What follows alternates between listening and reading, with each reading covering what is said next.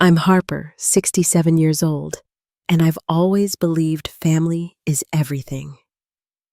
That's why my son, Thomas's words cut so deep that day. My wife put her in her place so she'd finally shut up, he announced proudly at our family reunion. I felt my heart crack as laughter filled the room. No one knew my brother Frank was about to walk in and change everything with one simple truth about who really owned the house they were living in. Where are you watching from today? Take a moment to like and subscribe while I gather myself to share how one revelation forced my son to see his life clearly for the first time. Becoming a widow at 60 wasn't in my life plan. When my husband Robert passed away 7 years ago, I found myself navigating a world I thought we'd explore together in our golden years. Thomas, our only son, was 35 then. He'd always been the center of our universe, maybe too much so. Looking back, I can see how we might have indulged him more than we should have. Thomas was a bright child, quick to learn, but also quick to expect things to go his way. Robert tried to temper that tendency, but I often softened the lessons. It's hard for a mother to see her child disappointed. Now I wonder if that was my first mistake. My brother Frank, 2 years younger than me at 65, became my rock after Robert died. Frank never married, dedicating his life to building a successful construction business and investing in real estate. He's straightforward, sometimes brutally honest, but his heart is pure gold. He stepped in to be a father figure for Thomas, though by then Thomas was a grown man with opinions of his own. Thomas met Amanda 6 years ago. She was 32, then he was 36. I remember how he looked at her like she hung the moon. Amanda was beautiful, confident, and ambitious, working as a marketing executive. I was happy for Thomas, truly. But there was something in her eyes when she thought no one was watching a calculation that gave me pause. She's just focused, Mom, Thomas told me when I carefully mentioned it once. Amanda knows what she wants in life. I nodded and smiled. Who was I to judge? Maybe I was just being an overprotective mother. So when they married after 8 months of dating, I welcomed Amanda into our family with open arms. The first few years seemed fine. They both had good jobs, though they complained about money more than made sense given their combined incomes. Frank noticed it too. They live beyond their means, he told me over coffee one day. Designer clothes, fancy restaurants, exotic vacations. It's not sustainable. 3 years ago, Frank offered them a solution. He owned several properties, including our old family home, that had been renovated into a spacious 2-story house. It sat on a generous plot of land that also contained a small guest apartment about 50 yards from the main house. They can live in the main house, Frank said. It'll help them save for their own place. It was incredibly generous. The house was worth close to $1 million in today's market, and he was letting them live there rent-free. All they needed to cover were utilities and maintenance. Thomas and Amanda were thrilled, though Amanda immediately began talking about renovations she wanted to make. Just remember, it's Frank's house, I gently reminded them at the housewarming dinner. Amanda's smile tightened just slightly. Of course, but it's our home now. Frank wants us to make it our own. Don't you, Frank? Frank, never one for confrontation at family gatherings, just nodded and changed the subject. Over the next few years, I noticed small changes in Thomas. He called less frequently. When we did talk, he often mentioned Amanda's opinions rather than his own. At family gatherings, he'd look to her before responding to questions, as if checking what he was allowed to say. I also noticed increasing tension between Amanda and other family members, especially Thomas's cousin Julia. Julia was a single mother of 2 after a difficult divorce. She worked hard as a nurse but struggled financially. Amanda never said anything overtly rude to Julia, but her comments carried undertones. Those shoes are so cute, Julia. Vintage is really coming back in style, she'd say, knowing full well Julia bought secondhand out of necessity, not fashion. Julia would smile tightly and change the subject. I admired her restraint. Despite these undercurrents, I tried to maintain family harmony. Thomas was my only child, and I wanted to stay close to him. If that meant navigating Amanda's prickly personality, so be it. Family is worth the effort, I told myself. I had no idea how that belief would be tested at our annual family reunion. Our family reunions have always been important to me, even more so after Robert died. This year would mark our 30th, a tradition started when Thomas was just a boy. We rotate hosting duties, and this year it was my turn to welcome everyone to my modest but comfortable home. I spent days preparing. The menu was planned weeks in advance, featuring everyone's favorites. I made Robert's famous smoked brisket, using his secret recipe, a tradition I've kept alive. The house was spotless, guest rooms prepared, and the backyard decorated with string lights for evening conversations. 20 family members would be attending, including Frank Thomas and Amanda Julia and her kids, and various cousins, aunts, and uncles. Some would stay with me, others at nearby hotels. Thomas and Amanda would drive in for the day, as their house was only 40 minutes away. In the week before the reunion, I called Thomas to confirm details. Amanda's not thrilled about spending the whole day there, he said, his voice low, as if she might be listening. Can we just come for dinner? The reunion starts at noon, Thomas. Everyone's coming for the full day, I replied, trying to hide my disappointment. Your cousins from Colorado are flying in. They haven't seen you in 3 years. He sighed. Fine, we'll be there, but we might need to leave right after dinner. I didn't push. At least they were coming. 2 days before the reunion, Julia called me. Her voice was hesitant. Aunt Harper, I need to ask a favor. My landlord sold the building, and we have to be out in 60 days. I'm struggling to find something affordable in a safe neighborhood for the kids. My heart went out to her. Julia's ex-husband was chronically behind on child support, and she carried the financial burden alone. What can I do to help, dear? I asked. I talked to Uncle Frank yesterday. He mentioned the small apartment on the property where Thomas and Amanda live. He said it's been sitting empty, and he might let me rent it at a reduced rate until I can save for a better place. The kids could stay in their same school district. I paused, immediately concerned. What did Frank say? He thought it was a good solution. He said he'd talked to Thomas and Amanda, but he didn't think it would be a problem since it's separate from the main house. I'm calling because I know you're close to Thomas. Do you think he'll mind? I don't want to cause any tension. I chose my words carefully. It's Frank's property, so technically it's his decision. But yes, I think giving Thomas and Amanda a heads up would be polite.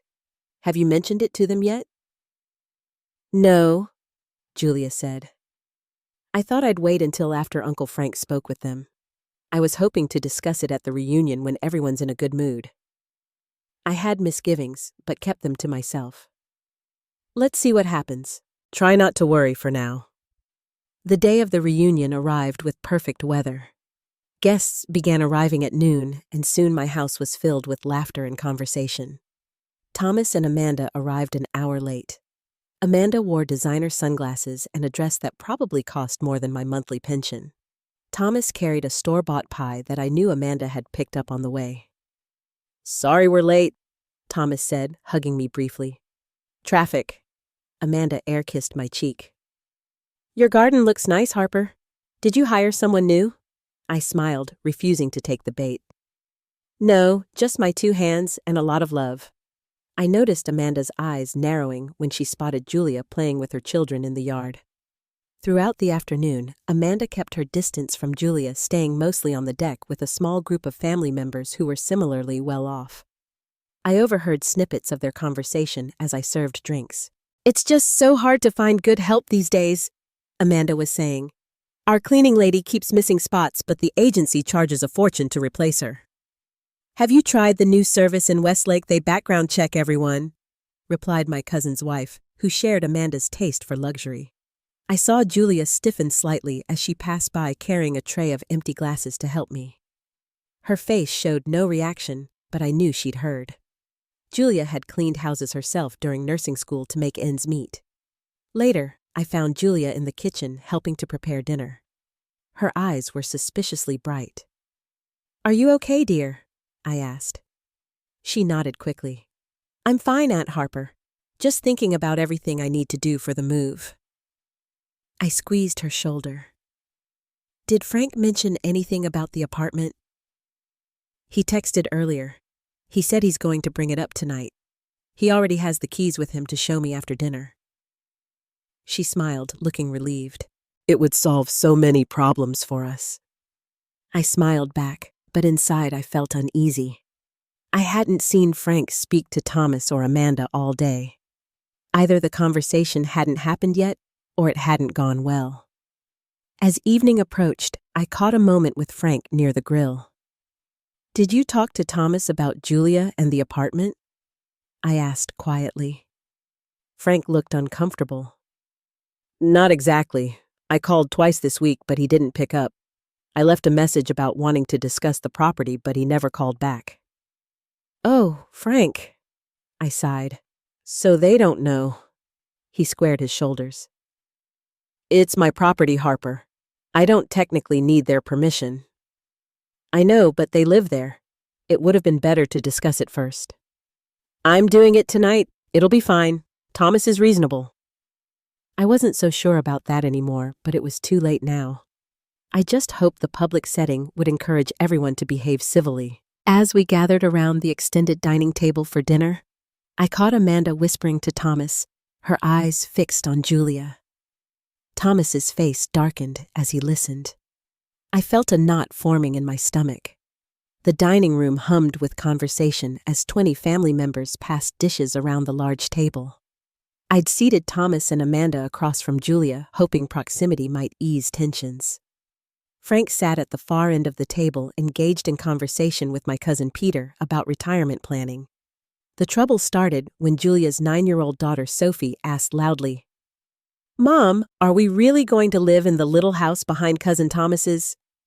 The table didn't fall silent immediately, but conversations nearest to us paused. Julia's face flushed. "We don't know yet, sweetie. Uncle Frank is going to show us the apartment after dinner to see if it might work for us." Amanda's fork clattered against her plate. She looked directly at Thomas, her expression demanding an explanation. Thomas appeared equally confused. Frank, hearing his name, looked up from his conversation. "That's right. I brought the keys to show Julia and the kids the guest apartment. It's been sitting empty for years, and they need a place to stay." Amanda's mean smile didn't reach her eyes. "How interesting. When were you planning to discuss this with us, Frank?" Frank's brow furrowed. "I called Thomas twice last week about it. Left a message, too." Thomas shifted uncomfortably. "I've been busy at work. I meant to call you back." I could tell from his expression that he'd seen the calls and deliberately ignored them, probably at Amanda's suggestion. Amanda set down her wine glass with deliberate care. "Well, this is quite a surprise. I'm not sure we're comfortable having renters so close to our home. We value our privacy." Julia looked mortified. "It was just an idea. If it's a problem, I can keep looking elsewhere." "It's not up to Thomas and Amanda," Frank said, his voice still casual but with an edge. "The apartment is part of my property." Amanda's eyes widened slightly, but she recovered quickly. "Of course, Frank. We just thought as residents of the main house, we might have some input on who lives literally in our backyard." The tension at the table was becoming palpable. Other conversations had died down as family members tuned in to the unfolding drama. Julia tried again to diffuse the situation. "I promise we wouldn't be any trouble. The kids are well behaved, and I work long shifts, so I'm hardly home anyway." Amanda's laugh was brittle. "That's part of the problem, isn't it? Who's watching your kids while you're working all these shifts? I don't want to come home to find them swimming in our pool unsupervised or trampling my garden." Thomas nodded in agreement. "Amanda's right. It's a safety issue." I couldn't stay silent any longer. Julia's children are 9 and 11, not toddlers, and they're well behaved as anyone here can attest. Julia's face had gone pale. "My children have never been unsupervised. My mother helps when I'm working, and she'd continue to do so." Amanda leaned forward, her voice taking on a concerned tone that didn't match the gleam in her eyes. "Julia, we all understand you're in a difficult situation. But isn't it time to consider whether you can actually afford to stay in this area? There are much more affordable neighborhoods just 30 minutes away. Those areas have high crime rates and poor schools, Julia replied quietly. I want my kids to be safe and get a good education. Amanda sighed dramatically. We all want the best for our children, but sometimes we have to live within our means. It's not fair to expect family to constantly bail you out because of your financial choices. The table went completely silent. Julia's eyes filled with tears. My financial situation isn't due to poor choices, she said, her voice trembling. David left us with nothing. He cheated, emptied our accounts, and now barely pays child support. I'm working as hard as I can. Amanda shrugged. Choosing the wrong partner is still a choice, and staying in an area you can't afford is another. Julia stood abruptly, her napkin falling to the floor. Excuse me, she whispered, and hurried from the room. Her children looked confused and upset. Frank stood to follow her, but before he could leave, Thomas laughed and said loudly, My wife put her in her place so she'd finally shut up. She's been whining about her problems for years. It's about time someone said what we're all thinking. I stared at my son in horror. Who was this person? Not the boy I raised. Several family members looked equally shocked, while a few nodded in agreement. Thomas, I said sharply, that's enough. He rolled his eyes. Come on, Mom. Julia's always looking for handouts. Amanda's right. She needs to stand on her own feet. Amanda smiled smugly, placing her hand over Thomas's on the table. We're just being honest. Sometimes the truth hurts. Frank had paused at the doorway, listening to this exchange with a darkening expression. He looked at me, then at Thomas and Amanda, then turned and walked out, presumably to check on Julia. The dinner continued in awkward bursts of conversation, the incident hanging over us like a storm cloud. Amanda seemed perfectly content eating her dessert while making small talk about her recent promotion. Thomas followed her lead, apparently oblivious to or unconcerned with the discomfort he'd caused. I could barely eat my mind replaying Thomas's cruel words. How had my kind, thoughtful son become someone who would publicly humiliate a struggling family member, and worse, take pride in it? About 20 minutes later, Frank returned to the dining room. His face was composed, but I could tell he was angry by the set of his jaw. Julia and the kids are in the living room, he said to me.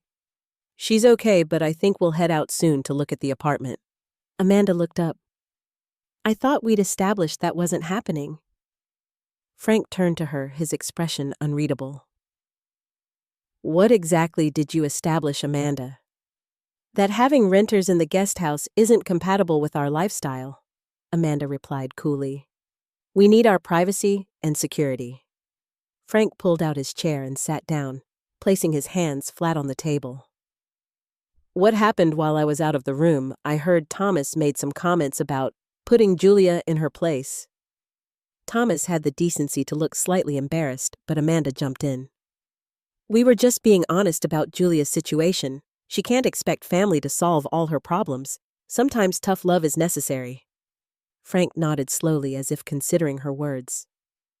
Interesting perspective, especially coming from you two. What's that supposed to mean? Thomas asked, his voice sharp.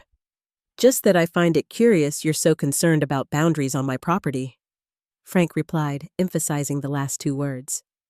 A confused look crossed Amanda's face.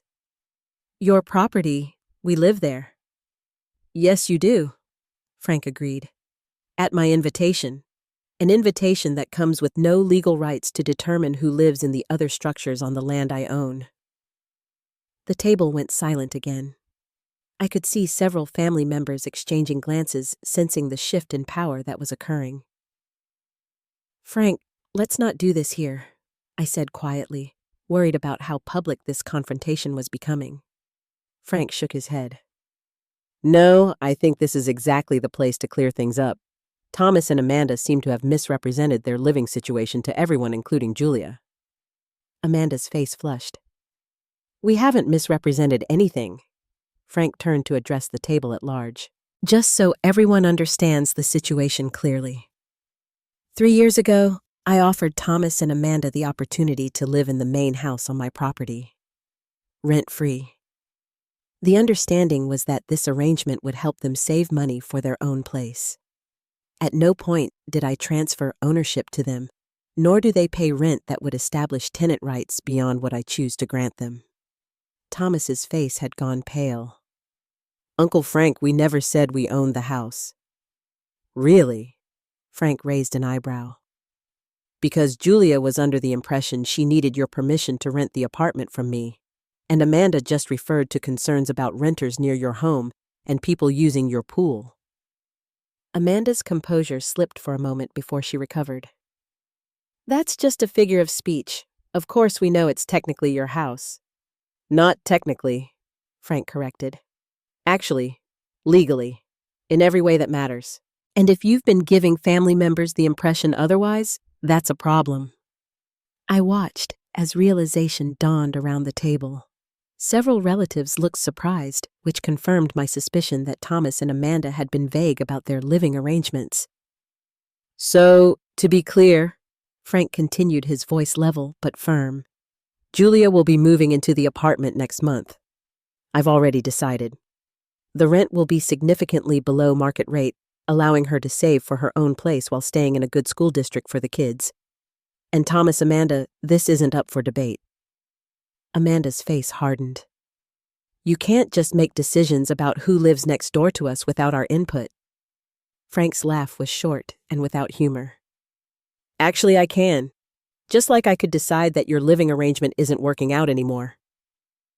The threat hung in the air. Thomas's face drained of color. You wouldn't throw us out, he said, but his voice lacked conviction.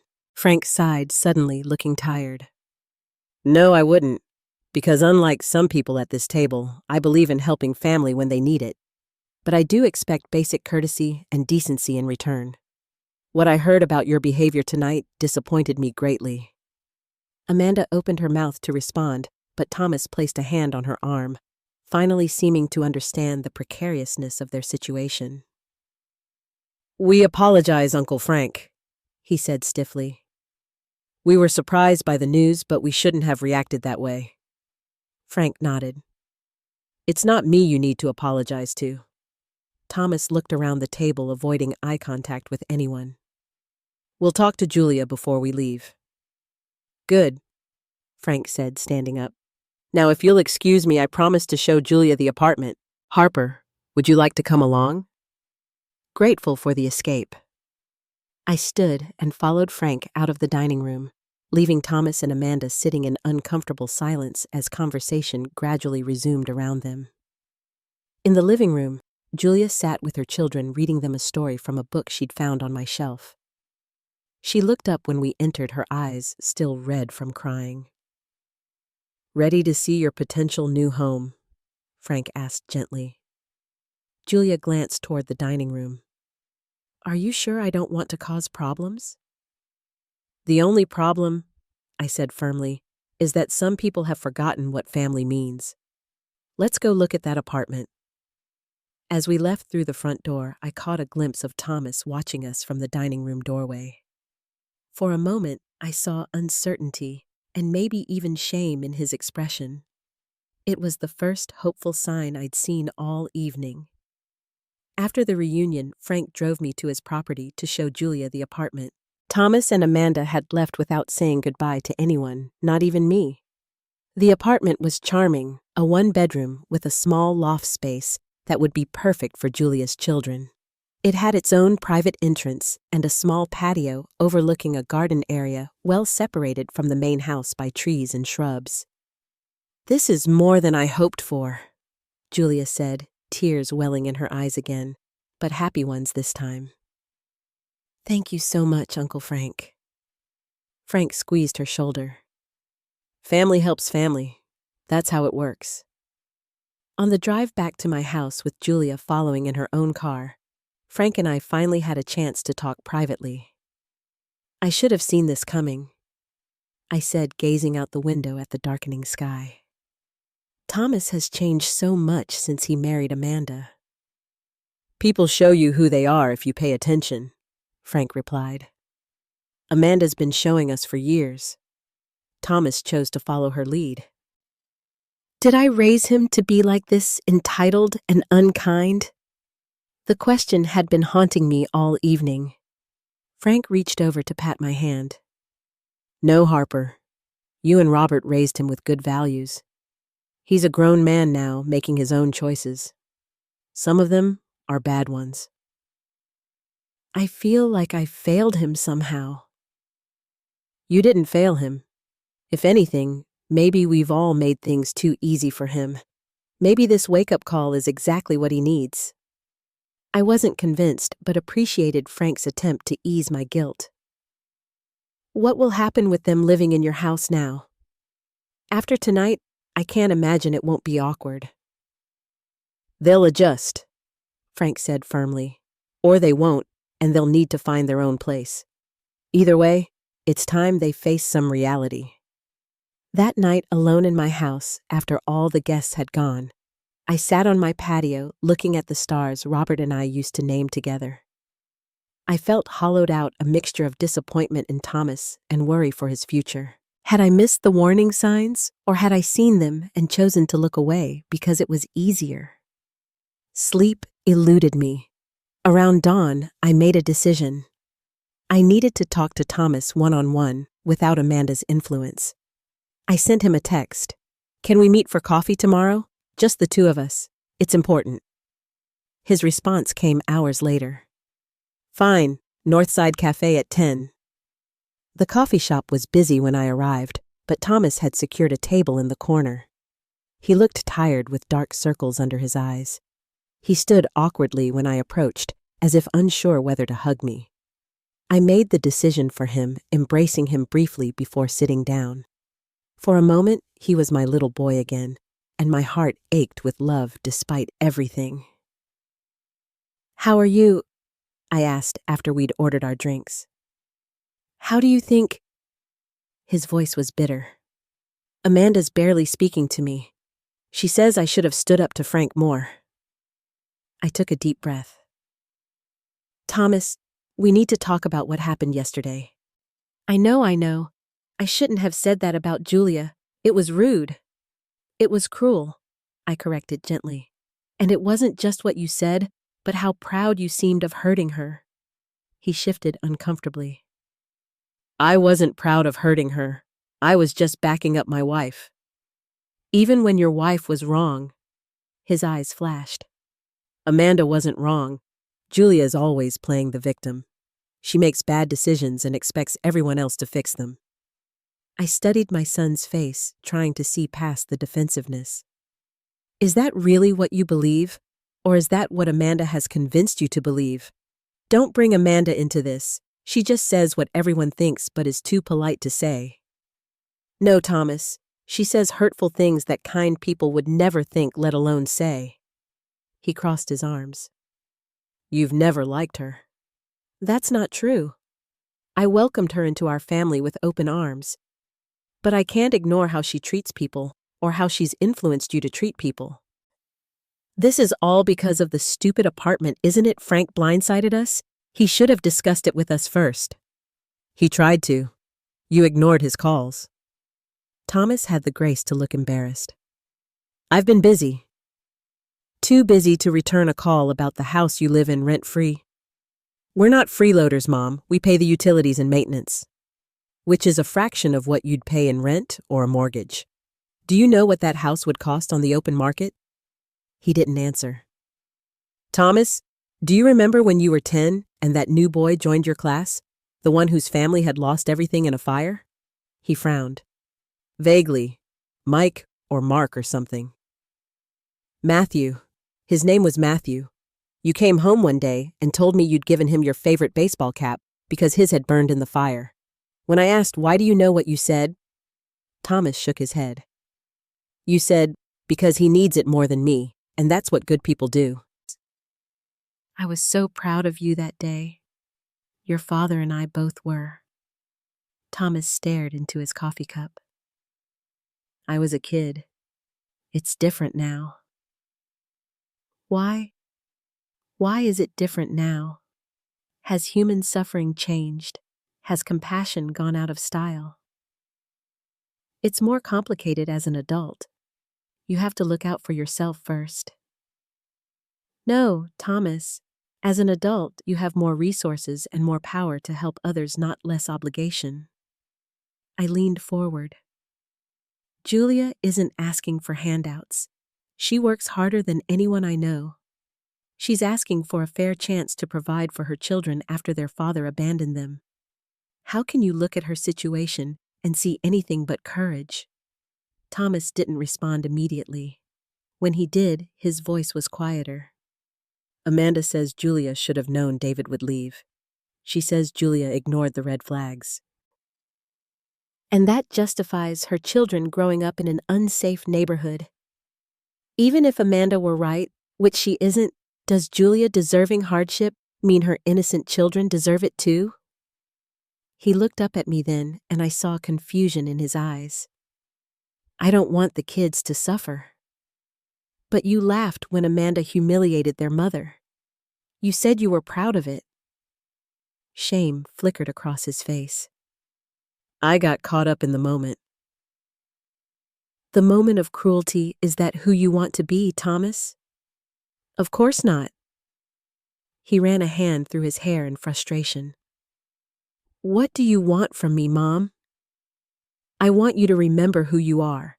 Not who Amanda wants you to be, but the person your father and I raised you to be. Someone kind. Someone who lifts others up instead of putting them down. Our conversation continued circling through his defensiveness and my disappointment. We didn't resolve anything, not really.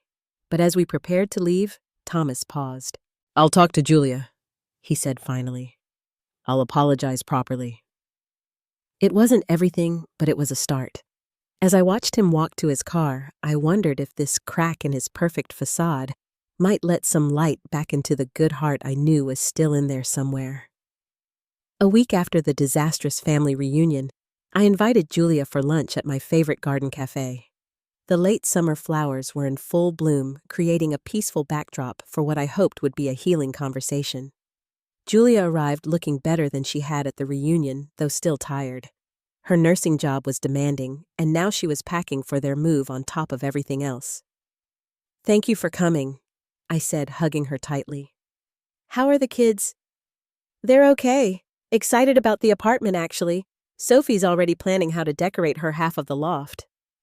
We ordered, and once the server left, I reached across the table to take Julia's hand. I want to apologize for what happened at the reunion. Thomas and Amanda's behavior was inexcusable. Julia shook her head. You don't need to apologize for them, Aunt Harper. You didn't do anything wrong. They're my family, and what hurts you hurts me.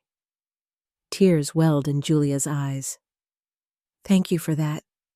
It means a lot, especially right now. Has Thomas reached out to apologize? I asked, hoping my conversation with him had made some difference. No, she said, looking down at her water glass. But I wasn't expecting him to. I felt a stab of disappointment. He said he would. Julia gave me a sad smile. Thomas has been different since he married Amanda. I'm not sure he even realizes how much he's changed. What do you mean? She hesitated, clearly not wanting to upset me. It's just little things at first. He stopped coming to family events unless Amanda wanted to go. Then he started repeating her opinions as if they were his own. Now he seems to genuinely believe the things she says, even when they're unkind. Have there been other incidents I don't know about? I asked, dreading the answer. Julia nodded slowly. A few. Last Christmas, Amanda made comments about my children's clothes being secondhand. At your birthday lunch, she suggested I try online dating to find financial security instead of working so hard. Thomas always backs her up or laughs along. My heart sank. Why didn't you tell me? You love Thomas so much. I didn't want to come between you or make you feel like you had to choose sides. Oh, Julia. I squeezed her hand. You shouldn't have had to endure that alone. Our food arrived, and we shifted to lighter topics for a while. Julia told me about her children's school achievements and her hopes for advancement at the hospital. I shared stories about my garden and the book club I'd joined. As we finished our meal, my phone rang. It was Frank. "Harper, I just had a long conversation with Thomas," he said without preamble. "I thought you should know." "What happened? Is everything all right?" I asked, mouthing Frank to Julia. "Yes and no. I stopped by the house to measure the apartment for some furniture Julia might need.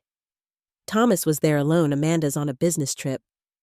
We ended up talking for over an hour. About everything.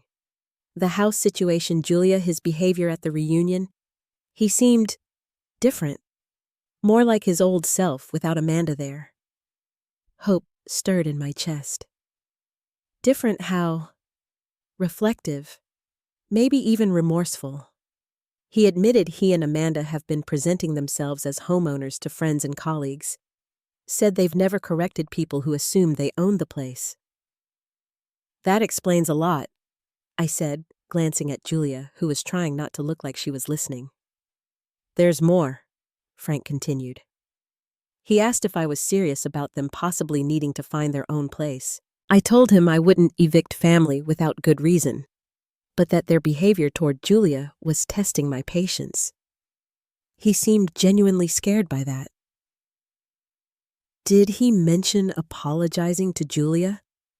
"He did, actually. Said he'd tried to bring it up with Amanda, but she shut him down hard. Said they had nothing to apologize for. I think there's trouble in paradise, Harper." After ending the call, I filled Julia in on the conversation. "I don't want to cause problems in their marriage," she said, looking worried. "You're not causing anything," I assured her. "If their marriage is having problems, it's because of their own actions, not yours." 2 days later, Frank called again. He'd had another conversation with Thomas this time about the living arrangements once Julia moved in. "Amanda's furious," Frank told me. "She's demanding they build a fence between the main house and the apartment." "A fence? It's all one property." "Exactly. I told Thomas no. I also made it clear that if they make Julia or her kids feel unwelcome, they'll be the ones looking for new housing." How did Thomas take that? Better than I expected. He seemed resigned, maybe even a little relieved to have someone stand up to Amanda's demands. I thought about this new development as I worked in my garden that afternoon. Was this the beginning of Thomas seeing Amanda's true nature? Or would he continue to enable her cruelty to keep peace in his marriage? The answer came sooner than I expected. Frank organized a small family dinner the following weekend, ostensibly to help Julia and her children get comfortable with the property before their move. He invited me, Julia and her kids, and Thomas and Amanda. To everyone's surprise, Thomas arrived alone. "Amanda's not feeling well," he explained awkwardly as he handed Frank a bottle of wine. The evening was tense at first, with Thomas clearly uncomfortable around Julia. But as the night progressed, I noticed him making an effort. He helped Julia's son set up a basketball hoop Frank had purchased for the yard. He complimented Julia's daughter on her artwork. Small steps, but meaningful ones. As Julia and the children explored the apartment with Frank, Thomas approached me on the patio. "I'm sorry, Mom," he said quietly, "for how I acted at the reunion, and for not calling you this week like I promised." I studied his face. The remorse seemed genuine. "It's Julia who deserves your apology more than me." "I know. I'm going to talk to her before she leaves tonight." He hesitated. "Amanda and I had a huge fight about it. She doesn't think we have anything to apologize for." I chose my words carefully. "And what do you think?"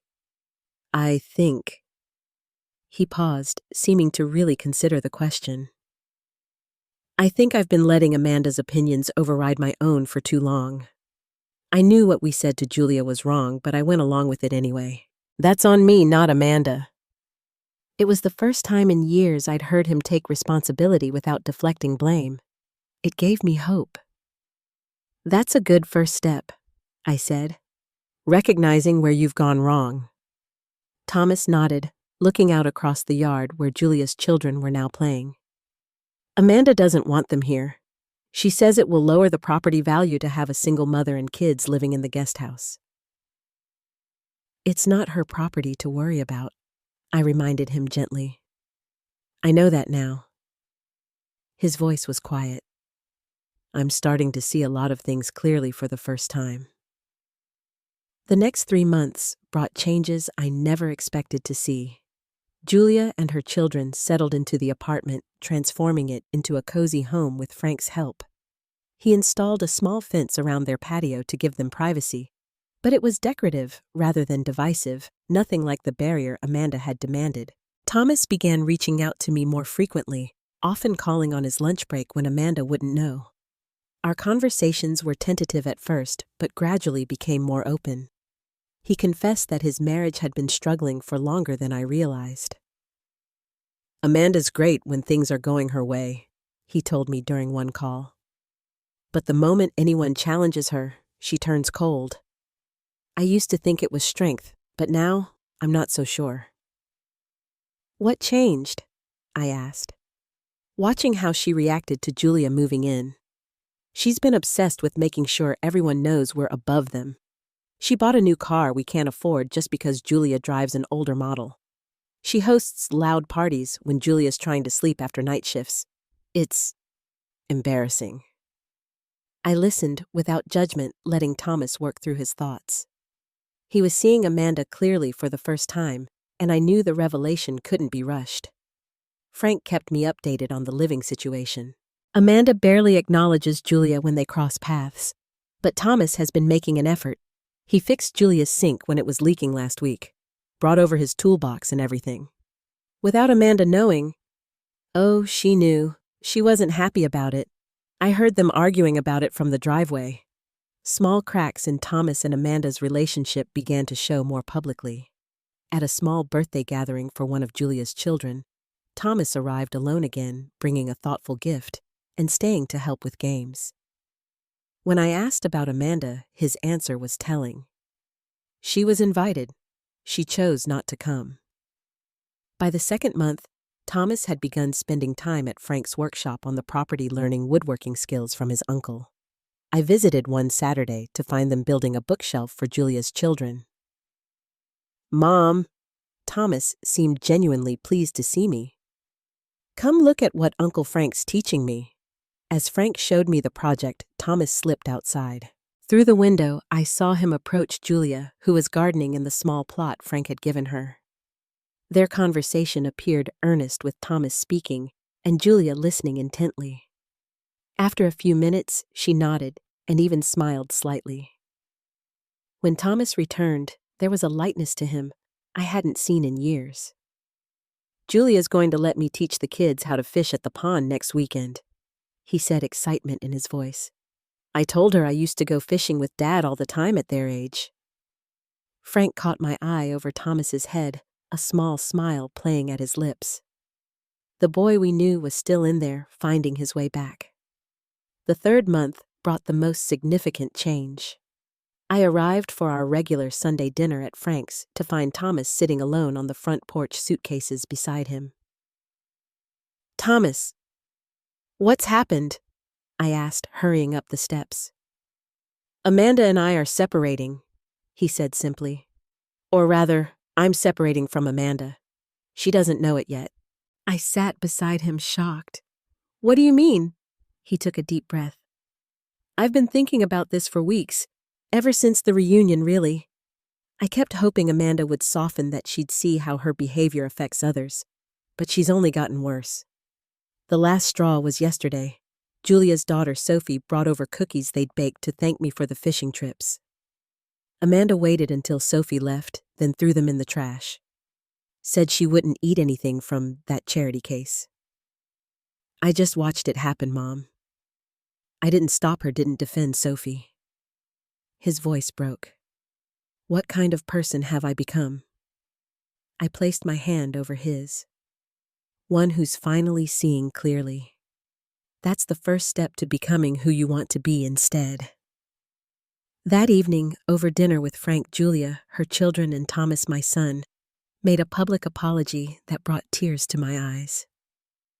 "Julia, kids, I want to say something," he began, his voice steady, despite his obvious nervousness. "The way I've treated you, the things I've said and allowed to be said, were completely wrong.